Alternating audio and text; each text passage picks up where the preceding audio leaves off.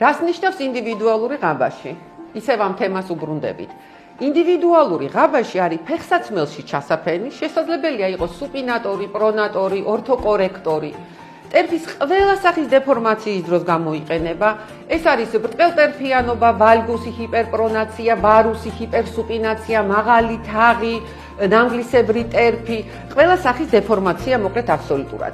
შესაბამისად, კომპიუტერული დიაგნოსტიკა მოიცავს ტერფის სკანირებას ან პედოგრაფიას. ნახეთ როგორ მონაცემებს ვიღებთ. აი შეხედეთ ამ შემთხვევაში თაღი გამოსახულია, მაგრამ ქუსლის ვალგუსური დეფორმაცია არის უკვე.